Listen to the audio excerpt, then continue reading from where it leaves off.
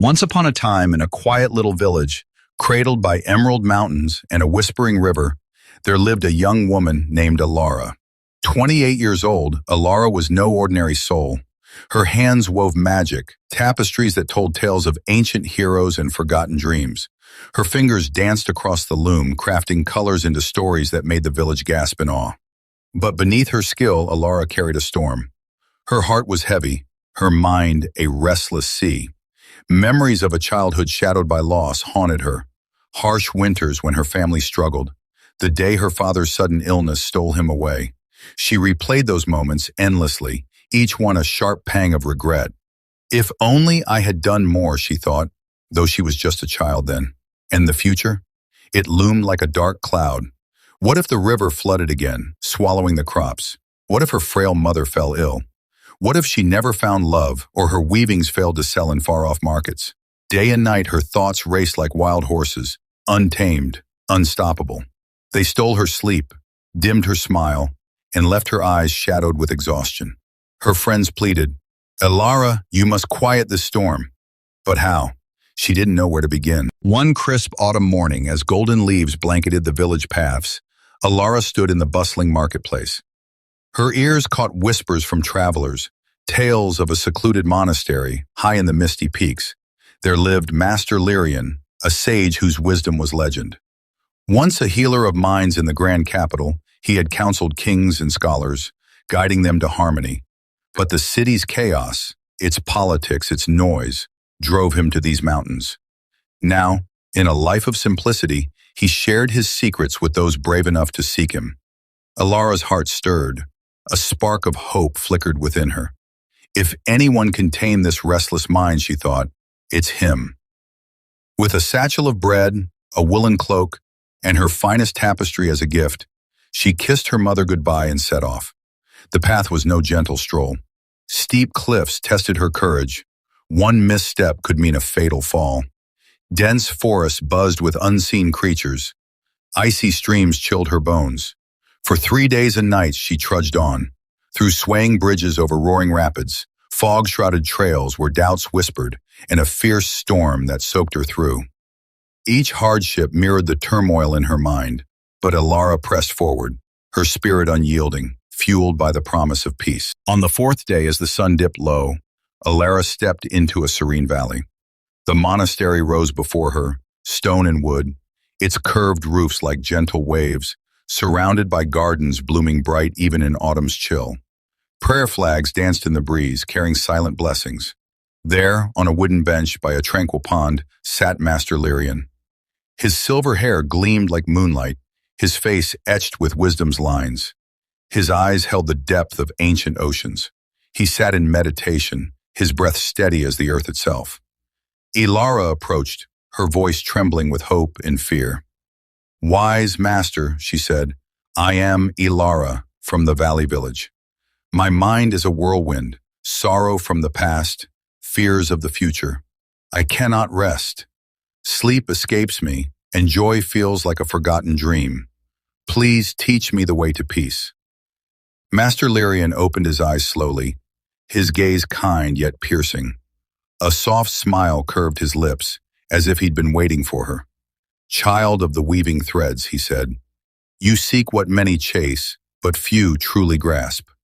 Peace is not a treasure buried in far lands. It is the quiet core within us all. But to find it, you must face trials that reveal the soul's hidden truths. Are you ready?" Elara nodded, her heart pounding. "I am, Master. I will do whatever it takes."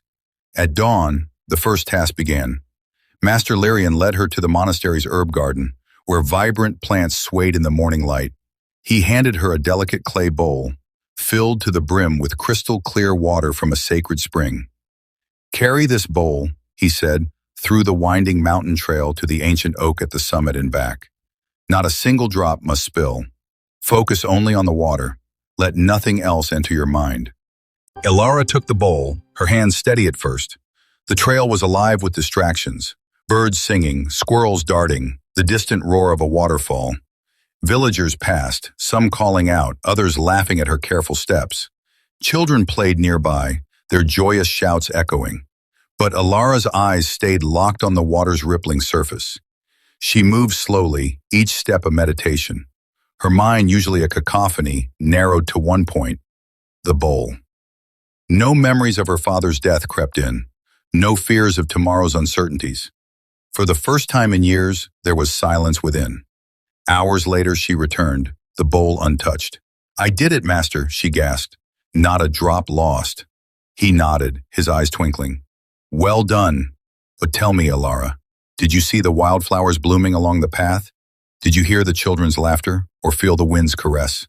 Elara shook her head. "No, Master. My entire being was with the water." "That," he said softly, "is the essence of presence. When you anchor your mind in the now, the ghosts of yesterday and the shadows of tomorrow fade. But this is only the beginning. True peace unfolds like the petals of a lotus, layer by layer." For the second task, Master Lirian brought her to the monastery's quiet hall, where monks chanted in low, harmonious tones. He gave her a simple loom and threads of vibrant colors. "Weave a small cloth," he said, but blindfolded.